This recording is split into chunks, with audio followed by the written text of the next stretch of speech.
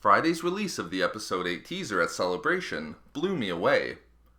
I was hoping that we'd see some acknowledgement as to the meaning of the film's title, The Last Jedi, and potentially something that alluded to the direction Luke will be taking in Episode 8.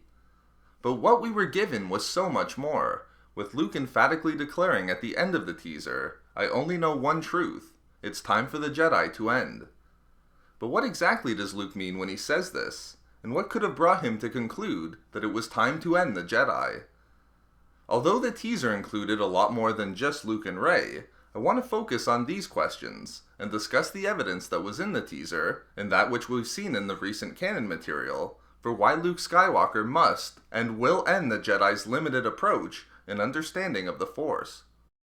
In late January of this year, after we learned that the title for Episode 8 was going to be The Last Jedi, I did a video expose describing why it was very likely that Episode 8 would show Luke becoming the Last Jedi by starting to incorporate elements of the dark side into his training, thereby breaking away from the dogmatic and traditional teachings of the Jedi Order, which focus solely on the light side of the Force. After Friday's teaser, I believe we can confidently conclude that Luke will be utilizing both the light and dark sides of the Force to try to obtain true balance. In the teaser, while Luke is guiding Rey and instructing her to reach out with the Force and describe what she sees, Rey confirms that she sees light and darkness. Then, in a line that almost knocked me out of my seat, Luke seems to imply that the balance between them is so much bigger. This was an incredible line, and confirms some truths regarding the Force that we've been discussing recently. Namely, as the Force priestesses demonstrated to Yoda during his battle with his inner darkness, the light and dark sides of the Force always remain, as one cannot destroy or get rid of the other.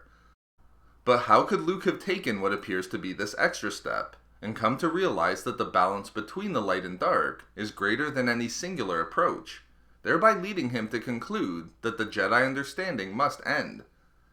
As we'll see in a moment, there is a lot of material within the new canon that suggests that a balanced approach to the two sides of the Force is superior. But I think that the best place to start is with the most fascinating character of Season 3 of Rebels for me, the Bendu. The Bendu's a character that closely mirrors Luke's conclusion in the teaser, wherein the Bendu has long discovered that being in the middle, between the light and dark, is the best approach to the Force. A fascinating quote from the Season 3 finale of Rebels was from Bendu after being pushed to the brink and quite frankly insulted by Kanan when trying to get Bendu to help them fight against the Empire. Having seen Kanan fight as nothing more than petty differences regarding his childish understanding of good and evil, Bendu told Kanan, "Perhaps it is the will of the Force that the Jedi and all your kind perish." I don't believe that this was merely a throwaway line, and was the true opinion of Bendu, as he interpreted Jedi philosophy as deeply limiting and lacking a full understanding of the Force. As a very quick aside, this was also the fully developed opinion of Darth Plagueis in Legends, as Plagueis had come to view the Jedi no longer as servants of the will of the Force, but rather as servants to the Republic and to their own order and dogma.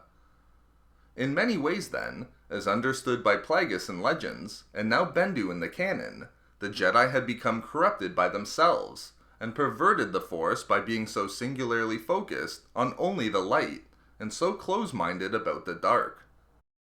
I believe that Bendu's line to Kanan directly sets up and foreshadows what Luke came to ultimately find and understand by the time of Episode 8. Namely, that he's developed a fuller conceptualization of the Force when he's reached the understanding that it's time the Jedi must end.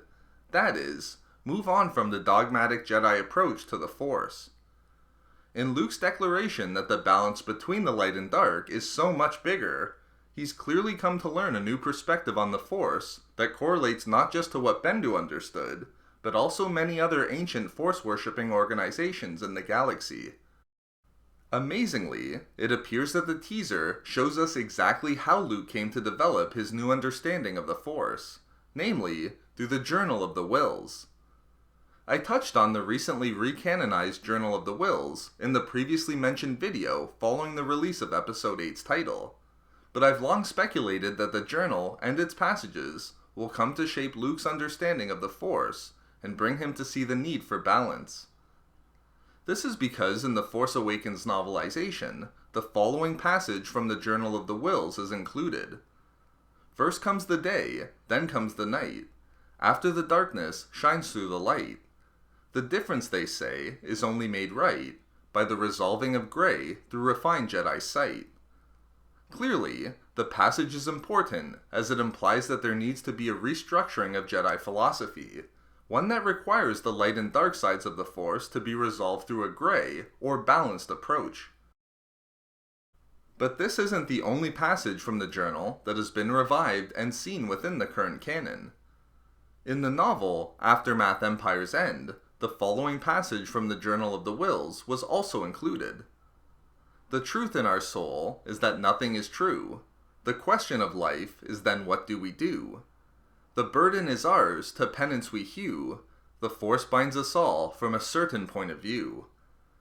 Now, we could discuss my opinion that this passage relates to Luke having to let go of his previously held beliefs and obtain a point of view that recognizes a balanced approach to the Force, but I'll save that speculation for a subsequent video. What's more important is the context in which we see the Journal of the Wills be utilized in Empire's End.